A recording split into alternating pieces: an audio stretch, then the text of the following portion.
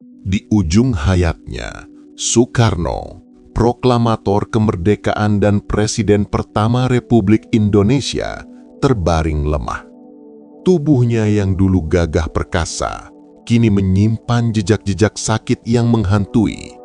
Diabetes, gangguan jantung, dan tekanan darah tinggi. Karismanya tetap terasa, meski suara yang dulunya lantang memimpin bangsa, kini hanya bisa terdengar lirih dari sela bibirnya. Ia bukan sekadar tokoh politik, ia simbol nasionalisme, pencetus semangat persatuan, dan wajah Indonesia yang berdiri di atas panggung dunia.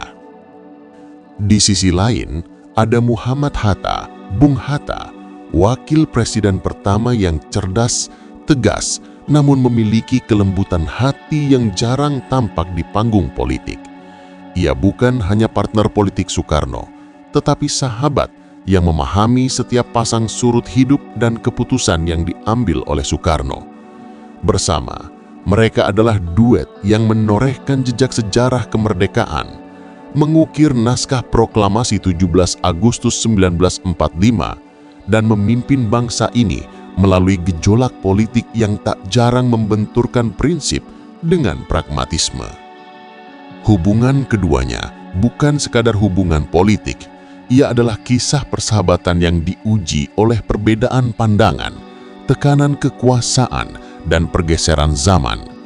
Dalam sejarah Indonesia, Soekarno dan Hatta bukan hanya nama, mereka adalah simbol harmoni dan konflik, kesetiaan dan kritik, semangat dan pertentangan. Kini, saat detik-detik terakhir Soekarno di dunia kian menghampiri, setiap nafasnya seolah membawa beratnya sejarah bangsa.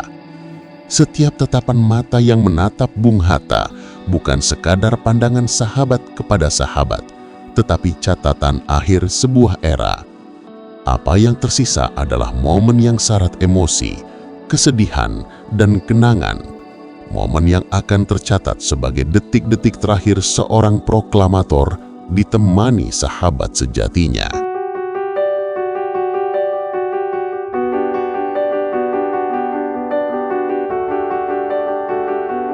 Hubungan Soekarno dan Hatta bukan sekedar duet politik. Ia adalah simfoni dua pemikir besar yang menyelaraskan visi untuk sebuah bangsa yang baru lahir. Pertemuan mereka pertama kali terjadi di tengah gelombang pergerakan nasional ketika pemikiran tentang kemerdekaan masih seperti bara yang siap meletup. Dari perdebatan politik hingga diskusi panjang di ruang tamu sederhana, mereka belajar memahami satu sama lain, menghargai ide yang berbeda, dan membangun fondasi bagi proklamasi 17 Agustus 1945. Soekarno dikenal flamboyan, pandai berbicara, dan memiliki kemampuan memikat massa. Bung Hatta, di sisi lain, adalah sosok yang tenang, analitis, dan tegas dalam prinsip. Di mata publik, mereka tampak kontras, namun di ruang pertemuan pribadi, mereka saling melengkapi. Saat Soekarno merancang pidato penuh retorika, Hatta memastikan arah politiknya realistis dan berlandaskan hukum serta etika. Dua kepala, satu jiwa untuk kemerdekaan. Begitu seorang sejarawan menggambarkan harmoni keduanya. Di era sebelum proklamasi, mereka sering menghabiskan malam-malam panjang berdiskusi di rumah Hatta di Bukit Tinggi atau di kantor Soekarno di Jakarta. Percakapan mereka tidak hanya tentang strategi kemerdekaan, tetapi juga tentang nilai-nilai moral, tanggung jawab, dan masa depan rakyat Indonesia. Bahkan, dalam beberapa catatan, mereka saling bertukar nasihat pribadi. Soekarno mengingatkan Hatta untuk tidak terlalu keras pada lawan politik, sedangkan Hatta menasihati Soekarno agar tidak terlalu terbawa emosi dalam mengambil keputusan. Kedekatan ini membentuk fondasi bagi kepemimpinan Indonesia di masa-masa awal. Mereka bukan hanya presiden dan wakil presiden, mereka adalah sahabat yang mampu menahan ego demi kepentingan bangsa.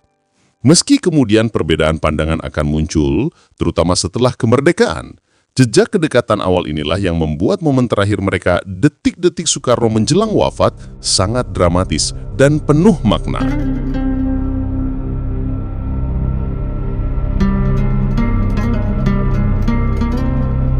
Seiring perjalanan waktu, persahabatan Soekarno dan Hatta diuji oleh arus politik yang semakin deras. Pada masa awal kemerdekaan, keduanya berjalan seiring, namun tak lama kemudian, perbedaan visi mulai muncul ke permukaan. Soekarno, dengan karismanya yang memikat publik, cenderung menginginkan kekuasaan presidensial yang kuat untuk menegakkan stabilitas nasional. Hatta, di sisi lain, menekankan prinsip demokrasi parlementer dan perlunya checks and balances agar pemerintah tidak absolut. Konflik ini bukan sekadar perbedaan politik, ia menggores hubungan pribadi mereka. Dalam memoar beberapa pejabat saat itu, tercatat ketegangan antara keduanya sering memuncak di ruang rapat, di mana Soekarno mengedepankan urgensi keputusan cepat, sementara Hatta menekankan diskusi matang dan argumentasi rasional. Persahabatan diuji bukan saat senang, tapi saat berbeda pendapat, tulis seorang saksi mata.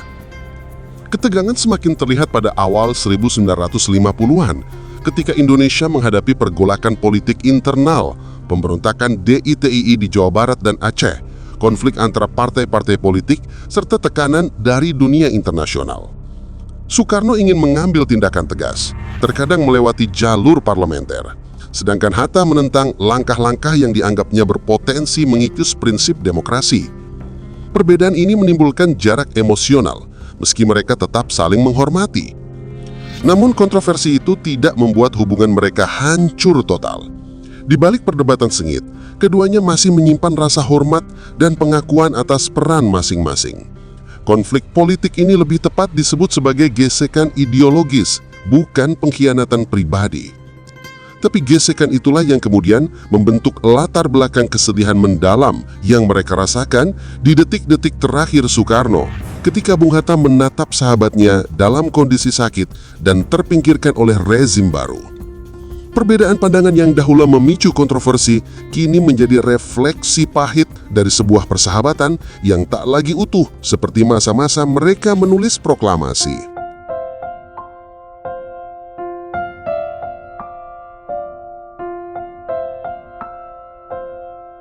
Di balik gemuruh politik dan sorotan publik, ada kesedihan yang tak terdengar, tersembunyi di antara dua sahabat bangsa ini.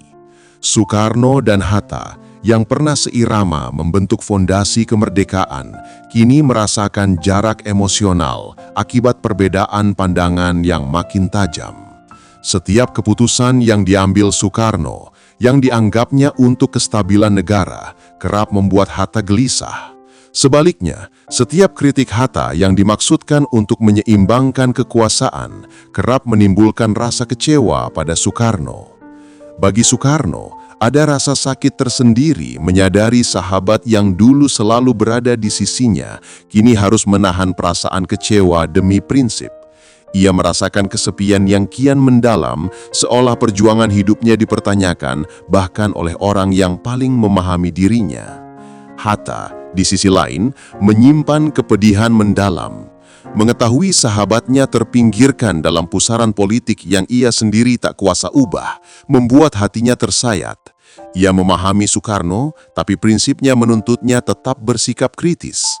Catatan beberapa pengamat politik menyebutkan bahwa pada tahun-tahun menjelang wafatnya Soekarno, pertemuan mereka menjadi lebih jarang, namun setiap tatap muka penuh emosi. Ada kehangatan yang tersisa, tetapi juga kesedihan yang nyata.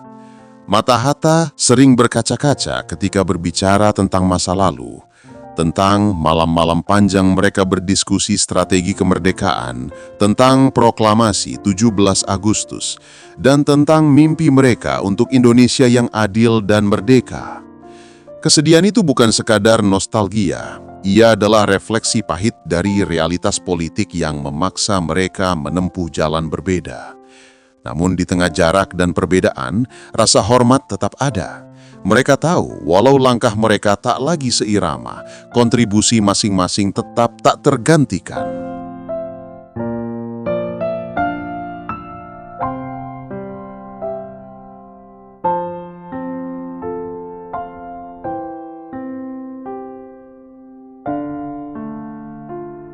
Tubuh yang dulu gagah dan berapi-api, kini melemah oleh penyakit yang tak lagi bisa diobati dengan semangat semata. Soekarno, proklamator kemerdekaan yang pernah memimpin jutaan rakyat dengan karisma dan pidato yang membakar semangat, menghadapi kenyataan pahit. Tubuhnya menentang kemauan jiwanya. Dokter-dokter yang menangani Soekarno mencatat kondisi seriusnya, tekanan darah yang tak stabil, penyakit jantung yang semakin parah, serta diabetes yang menimbulkan komplikasi serius pada ginjal dan penglihatan. Selama beberapa bulan terakhir hidupnya, berat badannya turun drastis, dari sekitar 70 kg menjadi 55 kg. Tubuhnya lemah, suaranya nyaris tak terdengar, dan langkahnya tertatih. Di tengah sakitnya, Soekarno tetap mempertahankan wibawa. Ia menolak banyak obat-obatan yang menurutnya akan membuatnya terlalu pasif. Dalam beberapa catatan harian, ia sering berkata kepada perawatnya, "Tubuh boleh lemah, tapi semangat tetap membara. Indonesia harus tetap hidup dalam hatiku." Namun di balik kata-kata itu, ada keletihan yang dalam, fisik dan mental. Sakitnya Soekarno bukan hanya soal fisik, ia juga menyimpan beban emosional yang berat. Melihat teman-teman politik lama menjauh, rakyat yang dulu mengaguminya mulai kehilangan arah, dan kekuasaan yang pernah ia genggam kini berpindah tangan ke rezim baru, menjadi tekanan psikologis yang menambah derita. Setiap malam, ia menatap langit-langit kamar rumahnya di Jalan Pegangsaan Timur 56, seolah mencari jawaban dari pertanyaan yang tak kunjung habis. Apa arti semua ini bagi bangsa? Kesakitan itu membuat momen menjelang wafatnya lebih memilukan. Tidak hanya tubuh yang lemah, tetapi juga hati yang dipenuhi rasa kehilangan.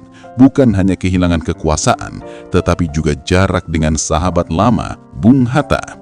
Dalam diamnya, Soekarno seakan menunggu satu hal, kehadiran sahabat yang mengerti setiap luka dan prestasinya.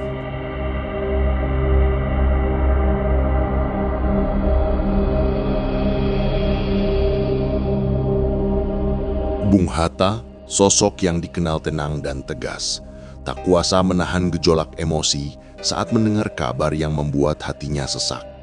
Sahabat sekaligus partner politiknya, Soekarno, kini menjadi tahanan politik di era Orde Baru.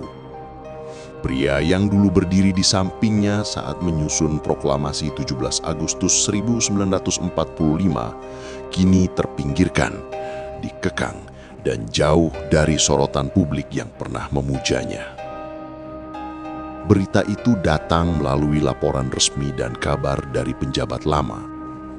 Hatta membaca dengan perasaan campur aduk, marah, sedih, dan prihatin. Ia tahu Soekarno bukan sekadar mantan presiden, ia adalah simbol bangsa yang dijunjung tinggi rakyatnya. Kini, simbol itu diperlakukan seolah menjadi beban politik. Betapa kejam sejarah bisa membalik keadaan, pikir Hatta dalam kesunyian. Kesedihan Hatta semakin dalam karena ia paham kondisi fisik Soekarno yang rapuh. Pria yang dulu energik memimpin massa, kini terbaring sakit, dijaga oleh sedikit orang. Hatta menahan keinginan untuk segera menjenguk karena ia tahu akses sangat terbatas dan ketegangan politik begitu tinggi. Rasa bersalah membayang, apakah ia cukup melakukan untuk melindungi sahabatnya dari kehancuran politik ini. Mengamat sejarah mencatat bahwa pada periode itu, Hatta sering merenung di ruang kerjanya, mengingat kembali masa-masa ketika mereka bersama-sama merumuskan strategi kemerdekaan dan menavigasi politik yang penuh gejolak. Setiap kenangan menjadi pedih, tertawa bersama, berdebat tentang arah negara, hingga malam-malam panjang yang penuh diskusi serius. Semua itu kini hanya tinggal kenangan, digantikan rasa kehilangan dan duka mendalam.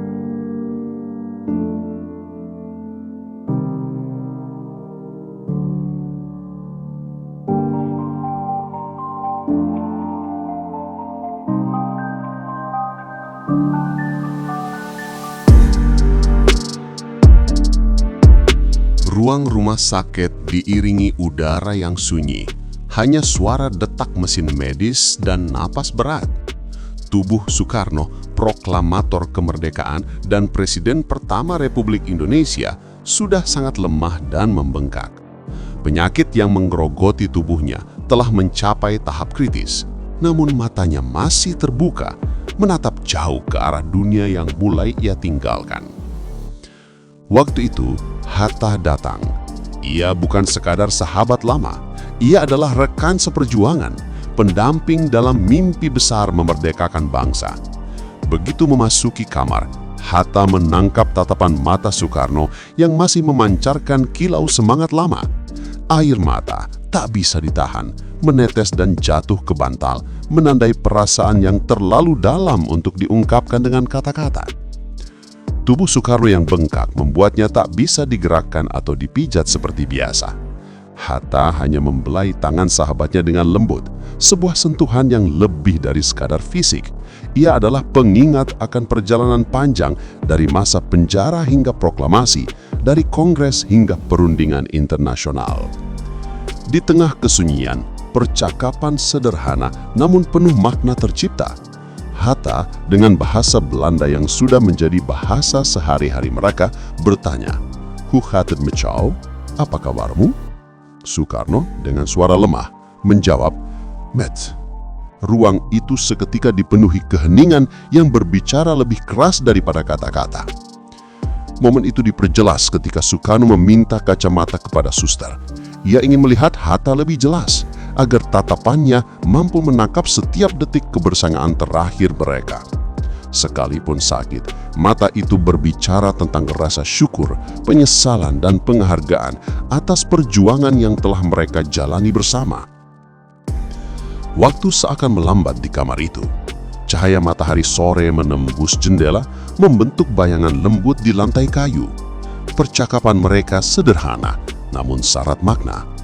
Soekarno menuturkan kenangan tentang proklamasi, tentang malam-malam panjang merumuskan strategi, dan tentang rakyat Indonesia yang selalu menjadi prioritasnya. Ia berpesan agar bangsa tetap bersatu meski pemimpin berganti dan zaman berubah. Bung Hatta, jaga Indonesia, seperti dulu kita jaga mimpi kita bersama. Suara Soekarno terdengar lirih, nyaris tak terdengar. Hatta menggenggam tangan sahabatnya, menahan air mata. "Tenang, Bung, saya akan menjaga apa yang bisa saya jaga. Anda sudah berjuang luar biasa," jawab Hatta dengan suara bergetar. Di menit-menit terakhir itu, mereka tidak banyak bicara. Ada hening panjang, namun penuh kehangatan. Hatta menatap wajah Soekarno, menyerap setiap ekspresi, setiap napas yang tersisa. Dalam diam, ada pengakuan, dua sahabat, dua pemimpin, satu perjalanan panjang yang telah membentuk sejarah bangsa. Hatta melihat sekali lagi tangan Soekarno, tangan yang pernah mendandatangani dokumen penting dan memegang pena dalam merumuskan masa depan bangsa. Meski bengkak dan lemah, kehangatan sentuhannya tetap terasa. Mereka hanya duduk berdua, diam, mengenang perjuangan yang tidak banyak orang bisa mengalaminya. Sejarah bukan hanya tentang catatan besar atau angka monumental. Kadang, sejarah adalah air mata yang jatuh di bantal rumah sakit, katapan penuh makna, dan sentuhan yang mengingatkan bahwa kemerdekaan bukanlah hadiah, melainkan perjalanan panjang yang harus dirasakan hingga detik terakhir oleh mereka yang menciptakannya.